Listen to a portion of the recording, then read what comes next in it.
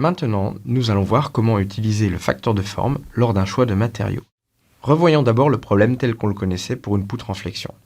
Jusqu'alors, l'air était une variable libre, et la section était toujours imposée, comme ici, où l'on impose un rectangle où la hauteur est 3 fois plus grande que la base.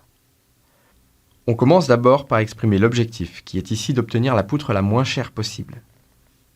Dans cet objectif, l'air est une variable libre, que l'on va déterminer par l'exigence sur la flèche. La formule tirée du formulaire d'HB fait intervenir le moment quadratique, que l'on peut reformuler pour y faire intervenir la section,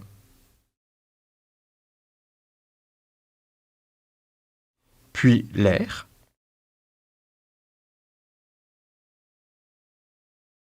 que l'on extrait pour la remplacer dans la formule de la flèche. On va en extraire de nouveau l'air pour la remplacer dans la formule du coût. On sépare finalement les variables matériaux des autres variables pour obtenir notre indice de performance. Cette méthode part de l'a priori que l'on utilise la même section quel que soit le matériau. Or, des poutres en acier ou en bois n'ont pas la même section. Voyons maintenant le cas où la section est complètement libre. On retrouve notre section libre ici. On part des mêmes équations que précédemment, mais on va utiliser la définition du facteur de forme pour la substituer au moment quadratique, ce qui permet d'obtenir l'air que l'on va remplacer dans la formule du coût et que l'on réarrange pour obtenir nos variables matériaux. Finalement, c'est comme cela qu'on a notre indice de performance. On notera que la seule différence entre l'indice de performance ici et celui qui est précédemment, c'est l'apparition du facteur de forme sous la racine avec le module de Young.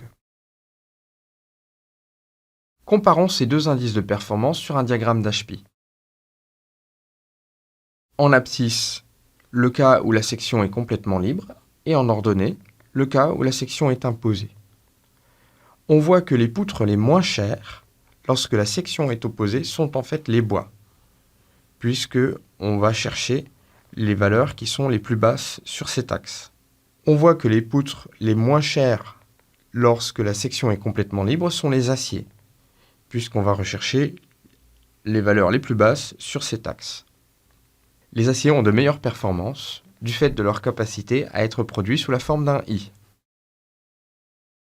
Dans cette vidéo, vous retiendrez comment introduire le facteur de forme dans l'indice de performance lorsque le choix de la section est laissé libre.